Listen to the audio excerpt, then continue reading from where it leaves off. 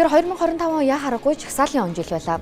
Засгийн газар огцор уриатаагаар 1-р сарын 12-нд эхэлсэн 50 жагсаал 10 орчим хоног үргэлжилж агаарын бохирдол төвжирлийн асуудал таамжирч ерөнхий сайд оюун эрднийг орлогоо нотлохыг шаардсан улс төрийн жагсаал болж өргөжөв. Монголд болсон жагсаал. За тэгээд би болоод маа найзуудын хамтран зохион байгуулсан жагсаал бол бас яг адилхан тэр дотор зэнзээ удирдлагатай жагсаалууд нэг. Гэхдээ ялгарх онцлог нь гэх юм бол харцангуй хамгийн peaceful хамгийн инх тайван замаар хийсэн жагсаалуудынхаа нэг байсан баг. Ийхүү 6-р сарын 3-ны өдөр Монгол улсын 33 дахь ерөнхий сайд Лувсан намсрын оюун эрдэнэ огцорч Монгол Ардын нам дараагийн ерөнхий сайдаар Гомжавын Зандан шатрыг дэвшүүлсэн юм. Өнөөдөр ордонд хүч мөхсдөж байгаа ч олон нийтийн хүсэл эрмэлзэл огт өөр байгааг би мэднэ. Улсын хуралд судалгүйч өмнөх парламентыг ахалж байсан тэрээр энэ удаад 758 тэрбум төгрөгийн алдагдaltaй төсөв бүхий засгийн газрыг хүлээн авсан байдаг. Монголчууд үндэсний их баяр наадмаа өргөн дэлгэр тэмдэглэж Японы эзэн хааныг угтаа авсан.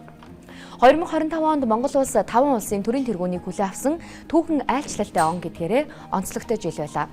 Монголын анхны чөлөөт худалдааны хилцээр байгуулсан Япон улсын цог жавхланд эзэн хаан Нарухито хатан хааны хамтаар 3 дахь гадаад айлчлалаа Монгол улсад хийсэн нь хоёр улсын 53 жилийн харилцаанд тэмдэглэхүйц жил байлаа. Намрын улс төр сөрөг хүчний нүүдлээр үргэлжилж хамтарсан засгийн газарт багтаагүй арчилсан намыг цогтгөрөл тэргүүлэхээр боллоо.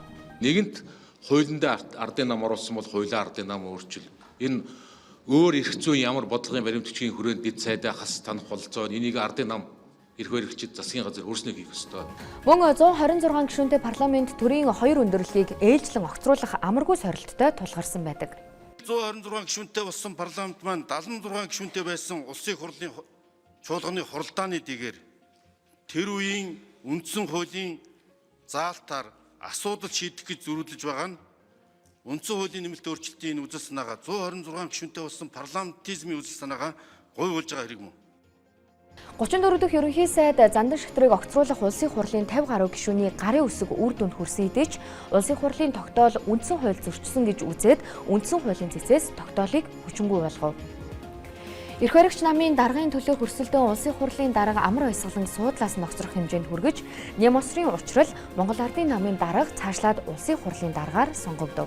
Оны эхнээс яригдсан Евразийн эдийн засгийн холбоотой байгуулах чөлөөт худалдааны хэлэлцээрт Оросын холбооны улсын ерөнхийлөгч Путин гарын үсэг зурснаар энэ он дуусаж байна.